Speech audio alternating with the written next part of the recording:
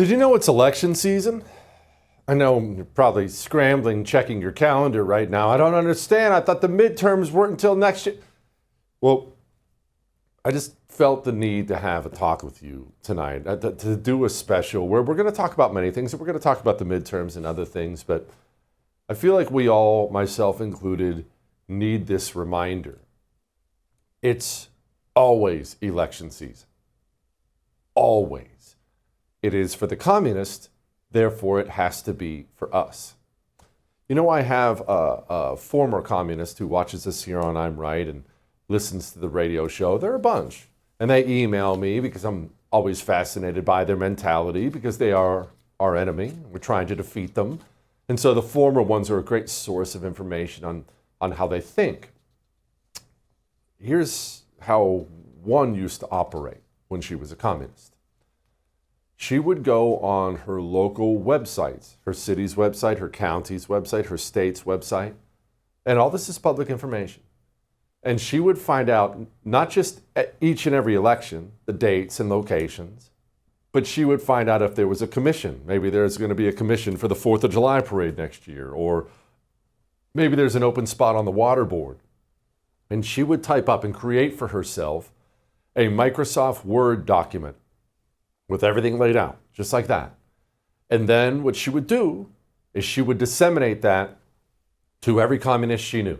She'd email it out, text it out, every communist she knew, to ensure that all the communist animals knew every single election, no matter how big, no matter how small, and they would be there. If you look around at our culture and our government, and you wonder how the land of the free, with so many good people in it, good people just like you, how in the world could the land of the free be occupied by so many communist savages in positions of power?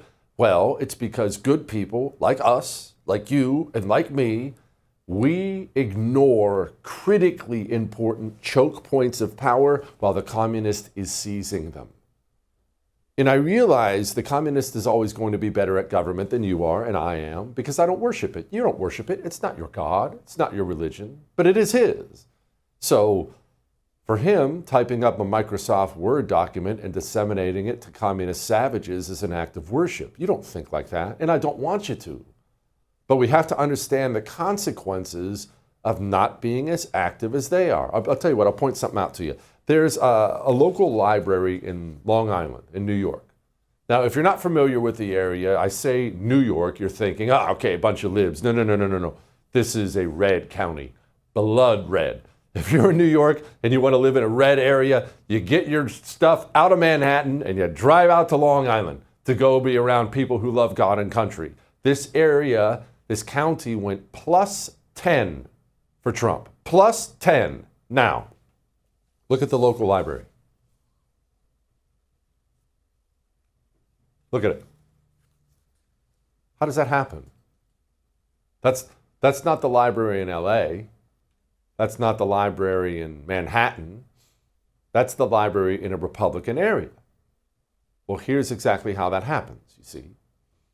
The communists realized that the local library was a choke point of power, one you never considered. One you never thought about. You drive by the local library all the time, just like I do. You don't even look. Ours is usually on the left. I don't even glance over. But the communist understands that that's a place people go. People go and they acquire information there, books and all kinds of other things. So if people are getting information there, then that's a place you can go and seize that information. You can secure, you can censor what you don't want them to see. You can put in what you do want them to see. And that's why blood red areas all across the country have tranny drag show freaks inside of them, because the communists understood it's more than a bunch of books. It's a choke point of power. We have allowed them to do this to us forever because we don't activate. We aren't active enough. When I said election season is right now, I meant it. You have a local election in your area this year. Guarantee it. Wherever you are watching me from this year, there is something going on in your area. Are you going to miss it? Maybe it's a school board thing. Maybe it's something with your city or your county. Maybe it's a state level thing. Maybe it's a prop, a tax, a something.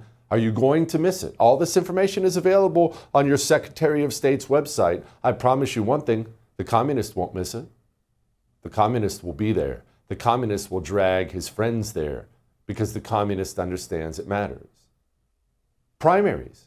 It's another great example, especially primaries in red states. Why don't we show up? We're comfortable, that's why. I'm here in Texas. Well, surely we love God and country. It's a red state, but I don't have to show up in the primary. I mean, it's going to be a Republican who ends up winning it. I mean, surely, why does it matter? Well, that's how you end up with red state senators who say things like this. Hi, I'm Texas Senator John Cornyn. The last year has proven quite a challenge as we've navigated the impact of COVID-19. But with safe and effective vaccines finally being administered, there's light at the end of the tunnel. Getting vaccinated is the fastest way that life can return to normal. Under the effective leadership of Director Wray, the agency has remained committed to doing things independently and by the book. Section 702 of the Foreign Intelligence Surveillance Act. I've called this the most important law that most people have never heard of. It's been called the crown jewel of U.S. intelligence. How does Texas end up with a senator like that? Oh, we don't have time for primaries. The ball game's on. No, I'm sure Cornyn's going to be just fine. I saw him run an ad talk about how much he loved Trump. And so we either don't show up or we show up and vote for the loser who's in there. Shoot, that's why Oklahoma has this ginger freak. Do you think that whatever you're working on will have to include a path to citizenship for Dreamers? I do. I've been pretty outspoken on that. For even last September, Senator Tillis and I both put out a proposal to get citizenship for those individuals that are in the DACA program or were eligible for the DACA program, because we've got a group that was in the DACA program, but we've got a group that never signed up, never went through the paperwork for whatever reason they were eligible for it. We'd like those individuals to be able to have access to citizenship as well. Oklahoma. You ever been to Oklahoma? Spent a lot of time there. Maybe the most blood red, God and country state in the entire United States of America. The best people in the world. So when primary season comes up and that soulless, amnesty-loving ginger runs for office, people don't show up. It's safe here. What are you talking about? There's no crime. It's no big deal. Just a primary, or even worse, they'll show up. Well, I saw he went to church. I go to church. He showed up in our church. Must be a good man. We have got to stop this. We have got to become activists, local level, state level, national level. Election season is now. That's how we have to think.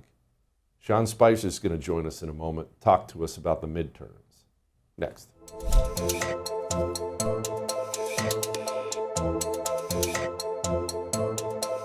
Don't you think it's weird that there's a low-T men's clinic on every street corner now? What's that about? Why is that? Well, let me explain. The United States of America, we have synthetic estrogens in our water. This really comes from birth control and everything. It's in our water. It's in the water you drink, yes, even your bottled water. You shower in estrogen. The result of this has been a 50% loss in our testosterone in 50 years. In half a century, we've lost half the testosterone in this country, and men know it. Men, maybe you, sad, depressed, no energy, getting flabby, can't figure out why. Your T levels are too low. Reverse that with a natural solution, natural herbal supplements from Chalk. Don't go get a needle in your arm. Go try a male vitality stack. You want a 17.76% discount? Go to chalk.com/JesseTV.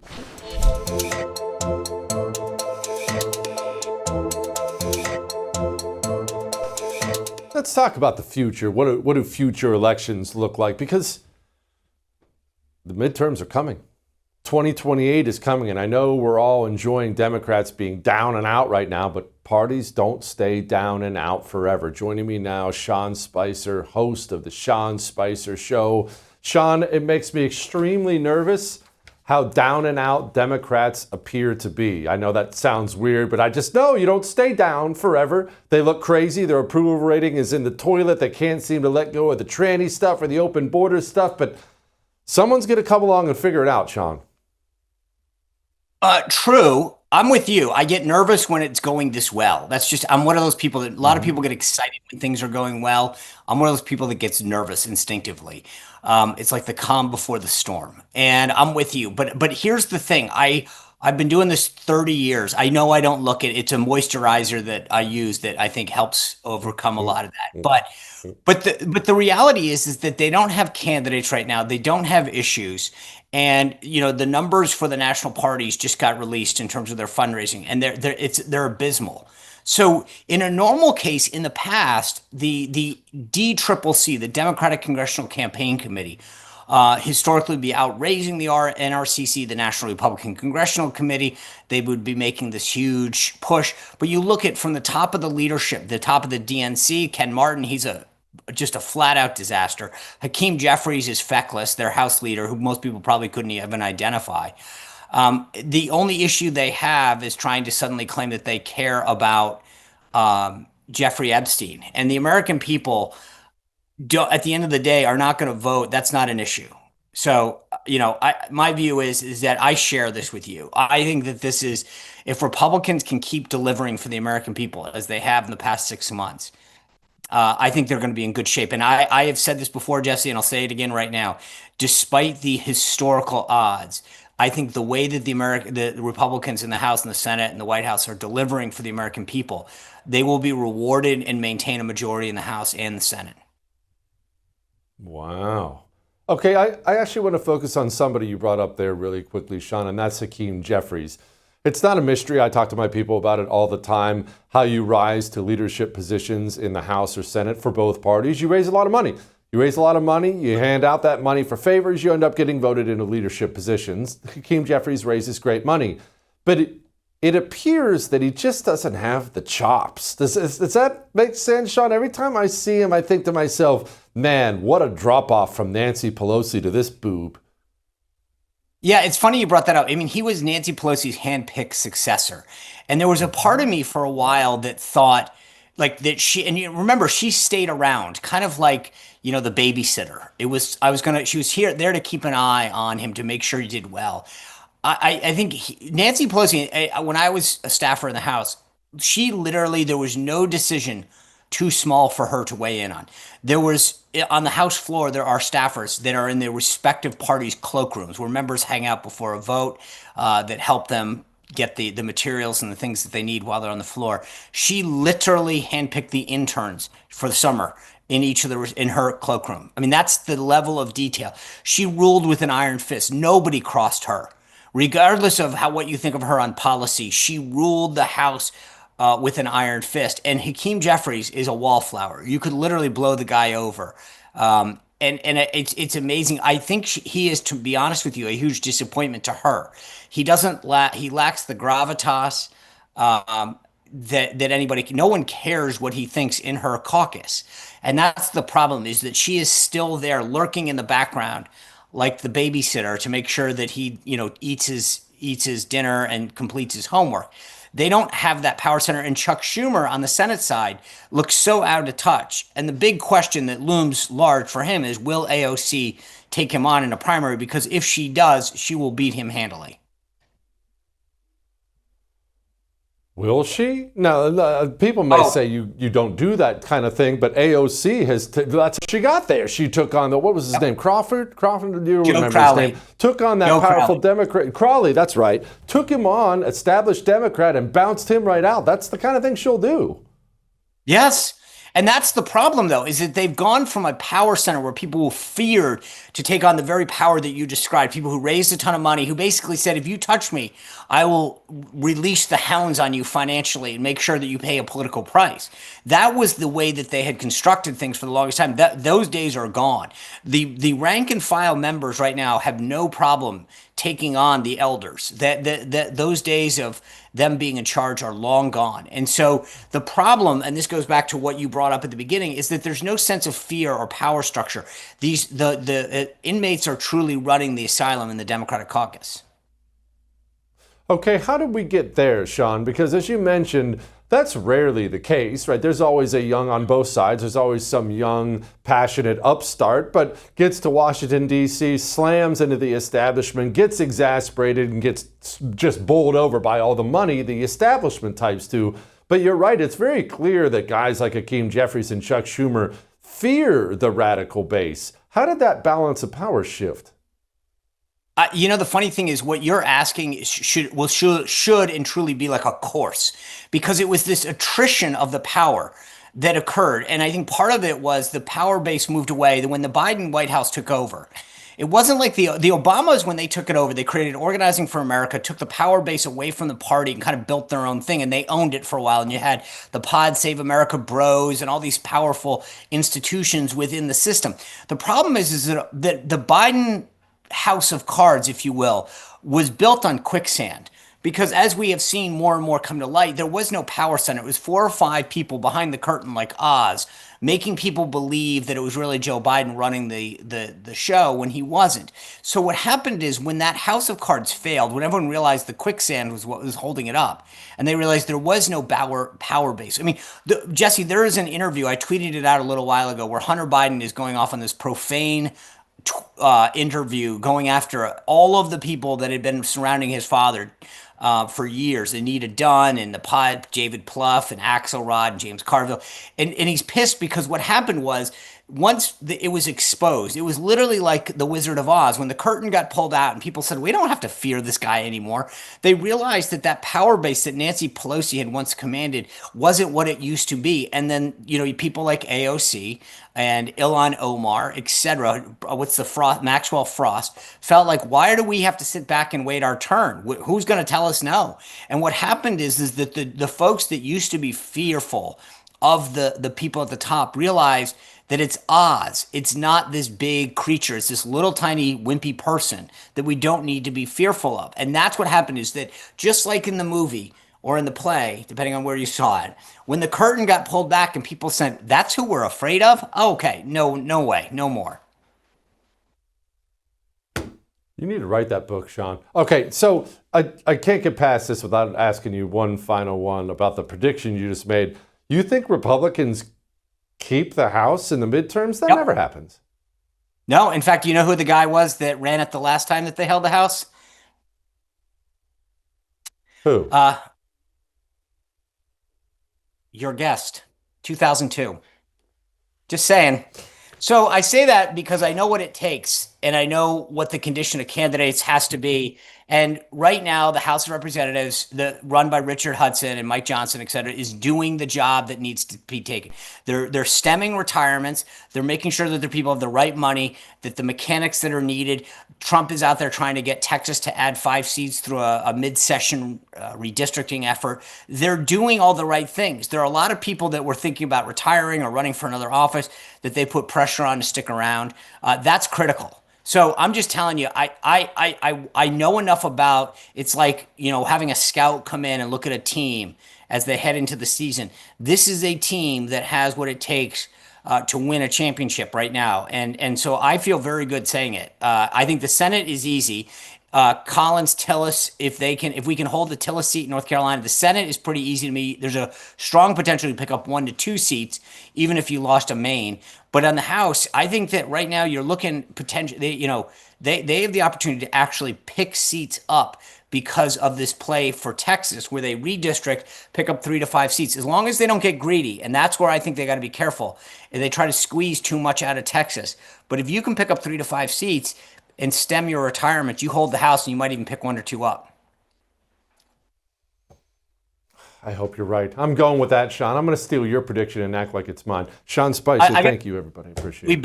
We better. Too much is on the line. All right. Buck Sexton joins us next.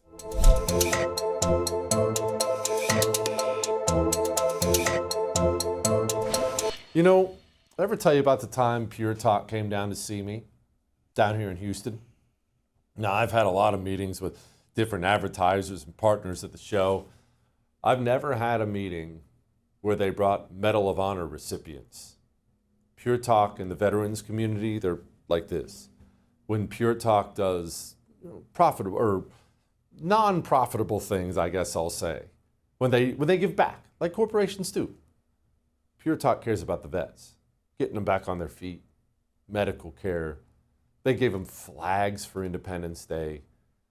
On top of providing great service, mobile phone service, Pure Talk cares about the people we care about. You don't need Verizon, you don't need AT&T, you don't need T-Mobile. Switch to the cell phone company that actually cares about this country.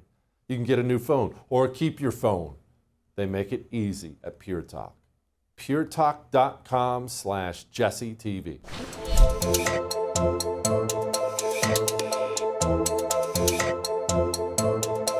Opinions, but him and everybody around him are not to be nice. Number one, I agree with Quentin Tarantino.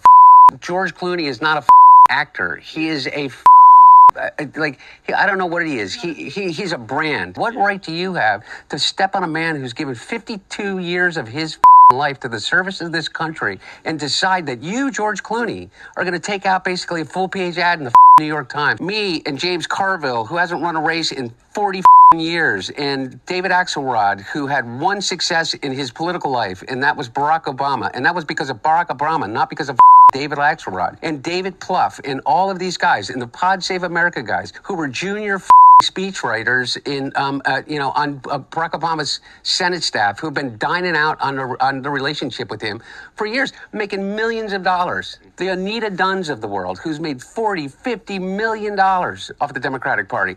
They're all going to insert their judgment over a man who has figured out, unlike anybody else, how to get elected to the United States Senate over 7 times. What influence does Jake Tapper have over anything? He has the smallest audience on cable news. And beyond that, I think that the book is right now on Amazon that he put out. I mean, his ratings just went to after he put the book out. You know, they did a 2-week infomercial for it. I mean, it was such a money grab, such a disservice to everybody that he serves with. I'm curious about the cussing. Joining me now, obviously, everybody knows Buck Sexton, co-host of the Clay and Buck Show. Buck, Hunter Biden's problems aside, this is a Democrat thing, and I know you've noticed it too, and I'm certainly not Mother Teresa, neither are you, but the cussing now, the public cussing, all of them, the F-bomb, they'll just drop F-bombs out there all the time. Why? Well, he's a former crackhead, as you know, and he actually gives quite a detailed discourse. Yes, I know. Detailed discourse on the chemical compounds and the differentiation between various forms of cocaine. I was more impressed with Hunter's acuity. I was more impressed with Hunter's analytic ability discussing his drug habit than anything else I've ever heard him do. So I have to give credit where it's due. I also want to say I appreciate you having me on the show today, Jesse, because I have to make sure I don't move my head too much or my hair is going to go off screen. This is a reminder that despite what they always are yelling at me on Twitter, get a haircut, you bum, and stuff like that. And usually I think they're being harsh, but this time I really do need a haircut. And this is what happens when you have a home studio and don't do as much TV as, say, you do. So I forget that I kind of look like one of the Lego men or something. Like it's like it comes on like a piece. So it's time for a haircut over here. You know what, Buck?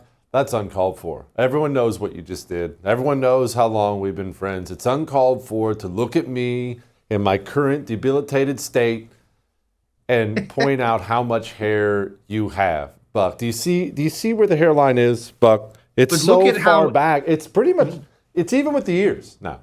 But see, I get made fun of. People say my hairline can't be real, and they accuse me of wearing a wig. So really, who's got it worse?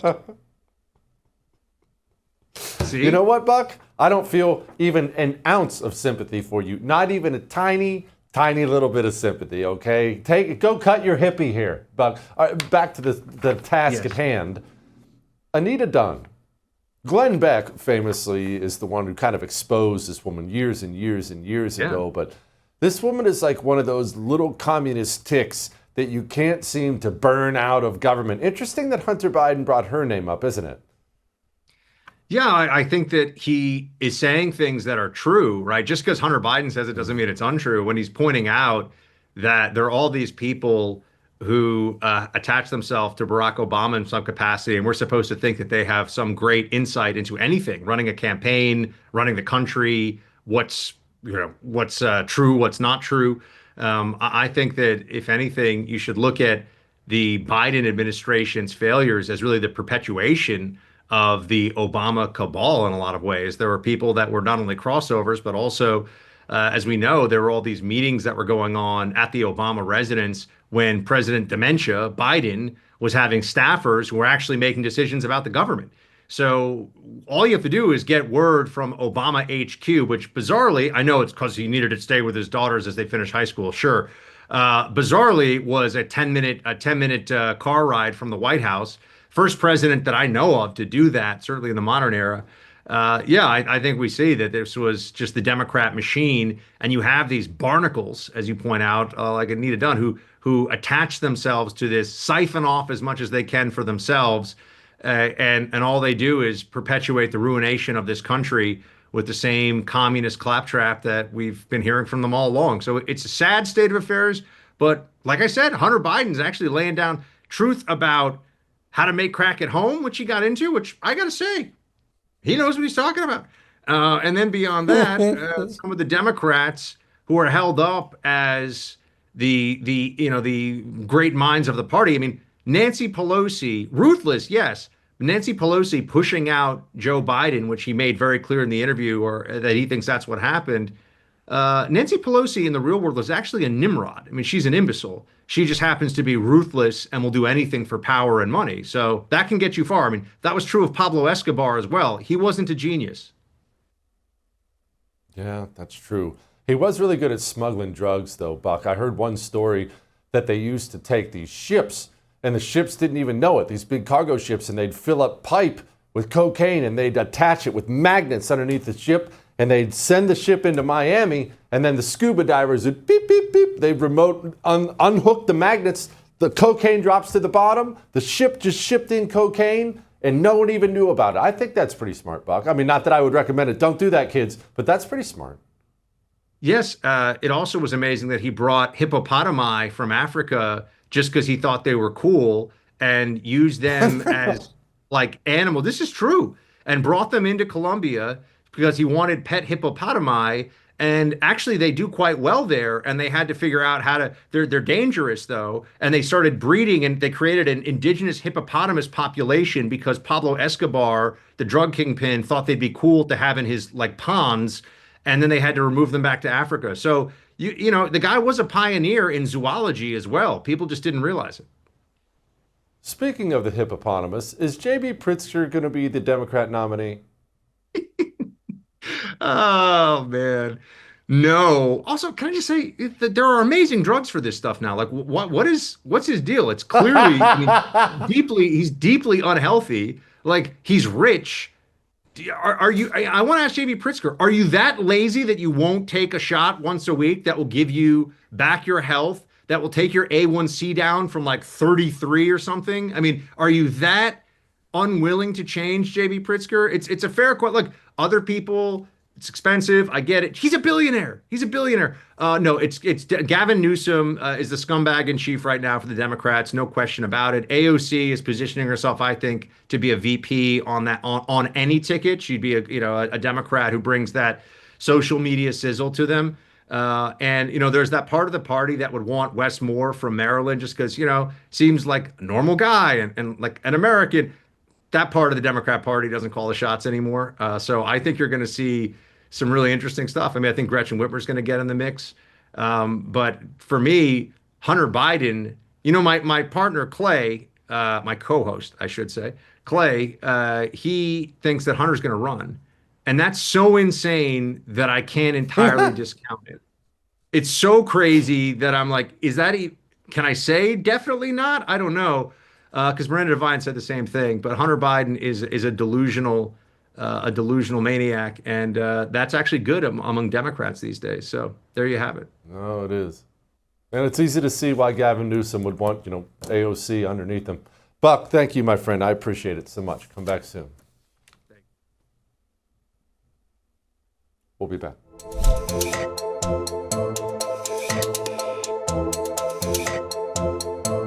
You know why the bread's good in Europe? We got stuck in France for 2 days. It's a long story over Christmas time, but all the bread was so good. It was amazing. It turns out there's a law requiring it to be made the same day. It's also good because it's fresh. Fresh things are better. That's not exactly news. You know that. I know that. But here's the thing. We don't ever think about that when it comes to things we buy in glass bottles, things like olive oil. We know we want fresh fruit and fresh bread, but we go down the grocery store aisle and just grab a bottle of olive oil. Oh, that looks authentic. You know, some of that stuff is years old. Let me change your cooking world.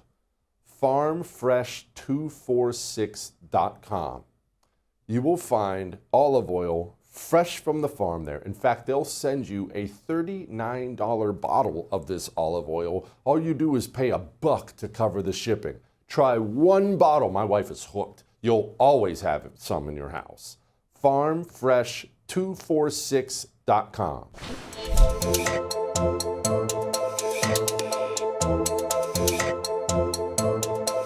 What about for your values? I mean, is 8 years old too young? Yeah, I mean, look, I now that I have a 9-year-old, just became 9.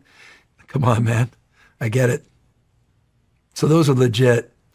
You know, it's interesting. Just the issue of age. I haven't. It's interesting. As someone that's been so focused on equality, broadly LGBT rights, particularly gay marriage. Mm-hmm. The trans issue for me is also novel. It's over the last few years. I'm trying to understand as much as anyone else. Whole pronoun thing, trying to understand all of that. Well, that was like the hell. I mean, all that stuff. I get it. All this stuff started to collapse on us. I joked with Charlie about Latinx. It's like he was created in a lab to be a politician. What did he just say there? I mean, he's one of the best at that I've ever seen. Hey, man, I get it. I understand. I'm a 9-year-old LGBT. I don't even know. Does that work? I guess it does work. He's governor of California. Joining me now, Jennifer Ghilardi knows a little something about California and that slick-haired freak Gavin Newsom. She's a senior policy analyst with the Heritage Foundation. Jennifer, look, I hate to say this because it doesn't work on me, and it's certainly the slick hair only makes me jealous, but that doesn't work on people, right? I'm sorry. I lost it with the sign languaging. So maybe sign language works for some people, but Jesse, I don't know. I can't, this little thing, I'm like, is he doing the Trump dance? I literally am crying because I heard that clip, but I didn't see it in the flesh until just now. And I think what's his name? The guy on Greg Gutfeld, Tyrus, he's sign languaging with a prostitute, a deaf prostitute. So I apologize. I need to gather my thoughts. I go ahead if you wanted to jump in. Go ahead. No, go ahead. Go ahead. No, every now and then I get some gems on Facebook from my liberal friends. This is always like my lab, right? I look on Facebook to see, I do it daily just to see what some of my old cohort are saying. And I'm sad to say it does work on some people because there is a response from someone, and I'm just reading verbatim. Love this. If only the rest of the country gave Newsom a chance. I love him, smart and quick on his feet. But when I travel to the Midwest or South, damn, they hate him and hate us. They call us evil. And someone else said he is effing incredible. The ability to call out the facts and stats and just state the truth. I mean, they really believe he is the next coming of Jesus. Like maybe it is the hair. I don't know. It's weird because they don't ever think about the policies. I'm like, are they not living in California? Are they not living under this? Do they not feel the pressure of the gas prices and the cost of living? Do they not care that their children are being indoctrinated? Do they not care that he flip-flops on every single issue? One day he's hanging the gay pride flag, and the next day he's like, oh, I don't know, it's weird. He's doing, I don't know about the whole pronoun thing. We never used it. He's busting out. I don't understand. I think they're so buried in their ideological views that they can't actually see who he is and how he operates. Jen, what do the normies think about him? I know what you and I think about him, and I know what your friends who snort lines of SSRIs think about him, but I'm talking about the normal human being. He just comes off to me as very used carsman-y, but again, rising to the position of governor of California is no small thing. He's selling himself to somebody. Yeah, again, I think those outside of California see it. I don't think he has a shot at the presidential. I mean, maybe he'll take the nomination, but I don't see them as putting him as the front runner, because I think most people do see beyond his salesman shtick, his hair, his sign language. And but what's sad is like he's even below, I believe I saw the poll, Kamala Harris. I think she is who most Democrats want to see in the in 2028 run. And I'm like, oh my goodness, this is great news for us. What I can't fathom is I've been listening to podcasts. I guess he's making the rounds now, Rahm Emanuel. I'm like, that's your guy. That's the guy who's intelligent, who can speak logically, who has, maybe we might not agree with the solutions, but he actually has some solutions, I think. And so they don't want that, though. They want socialism. They want Mondami. They want the crazy extreme. And I think it's working for the younger demographic of that party. And that's where the momentum is in that party, the AOCs, the Mondamis. It's going to be fun, I guess. Yeah.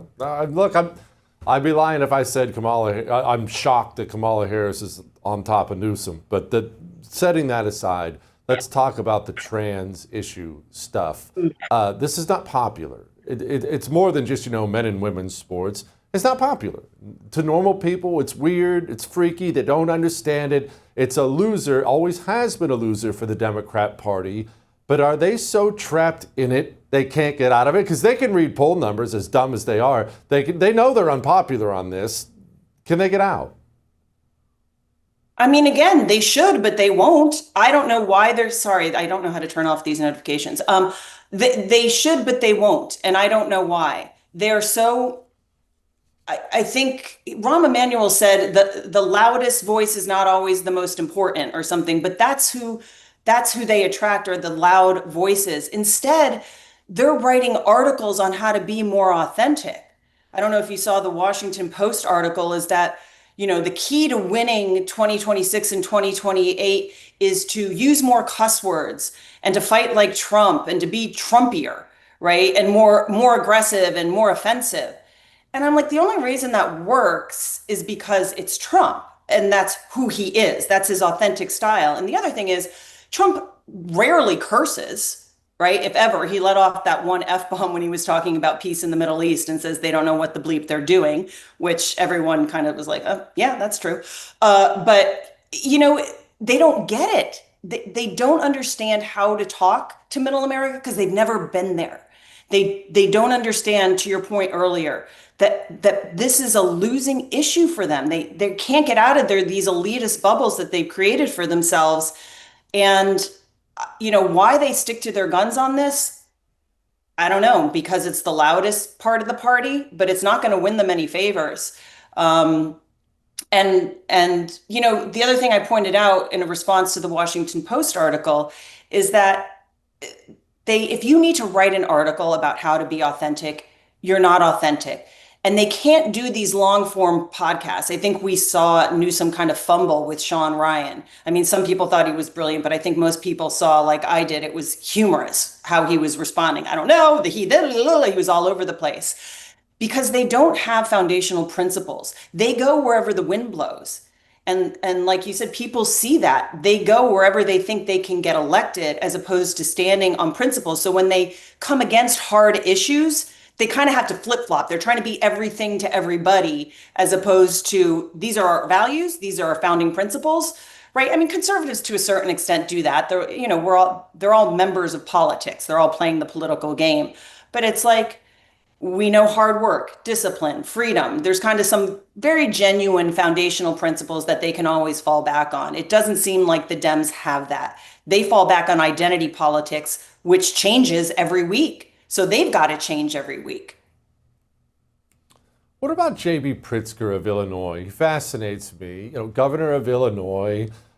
He's super fat, which I think makes him more relatable, especially with America today. I think a fat guy from Illinois could be threatening. I don't think so. I mean, I think he's listen, say what you will. Trump's no male supermodel, but there's a certain he was a reality star, right? There's something attractive about him to some people, whether it's his personality or his sense of humor, even as kind of maybe inappropriate as it is. There's something that the American people related to. I don't think people, particularly with the MAHA movement, as powerful as it is right now, and as many sweeping reforms as we're talking about health, it was a cornerstone of this past election. I think it's going to continue to be important. They look at JB, I don't know, I look at that guy and I'm so turned off. I can't even look at him. So I don't think he's a viable option. But again, they never cease to amaze me, Jesse. Tell me about the MAHA movement. How are we doing on all that? I think we're doing great. I think we're making strides. We have to remember that these are incremental changes. The left will come and say like, oh, Coke changing from corn syrup to cane sugar, really that's a big win. And I'm like, well, it is kind of. Corn syrup's highly processed. We've got huge subsidies going to corn that make it an abundant kind of food product that fuels all this junk food. So I think we're making small wins. I'm really heartened by Marty McCary and the FDA's focus on particularly women's health. I think that's going to be a big issue. And if some of the liberal women can get out of their ideological bubbles, they would see that this is like huge. This has been a huge gap in health is women's issues and women's studies and HRT, hormone replacement therapy, and not sweeping menopause under the rug or infertility. These are all big issues. I think we might face some trouble in the midterms. Are these potential liability shields for pesticides? Because that's really where people were strong against in the pharmaceutical realm. And it's not an outright liability shield like we did with pharmaceutical companies, but it will make it very hard for people to bring cases against the companies that produce pesticides. So it kind of got snuck in a House appropriations bill. It hasn't been voted on completely yet, and then I think they're going to recess today for the summer. So we'll see. I think some MAHA people are very upset about that, but these are all the things we're going to have to navigate through. The winning was kind of easy, the momentum, the excitement, make America healthy again. It's such a great tagline. Everybody wants to be healthier. No one wants to be subject to food addiction and all these things.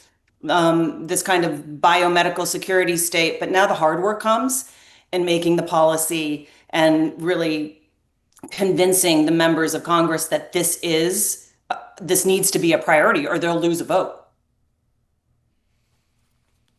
I always loved recess. It made me think about recess in school. I had so much fun. It was my favorite time.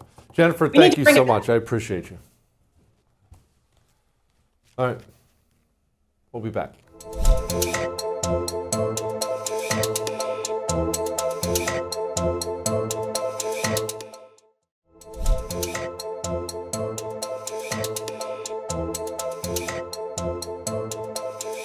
Election season is now, and it's always. Now, that doesn't mean that you have to worship politics when I say that. What does it mean? How about this? Once a month, you can put a little reminder on your calendar, a little repeat reminder. Once a month, go on your Secretary of State's website, your city's website, your county's website, figure out where and when the local elections are. That's very easy, isn't it? And then, step 2, send that information to your friends. Don't let them blow you off either. Hey, got a school board election. Need you to vote for Jesse Kelly. School board elections on Tuesday. I'm going to be reminding everybody, you don't have to be annoying. Know when the dates are. Tell people what to do. Tell people when. That's how we win. Become an activist. We'll do it again. I would thank you for coming to my YouTube channel, but I know how brilliant it is, and I know you love it here. So subscribe and watch. We're going to start really ramping things up and putting some funny stuff, some interesting stuff out there, some collaborations. Either way, my YouTube channel is officially the place to be. So stick around.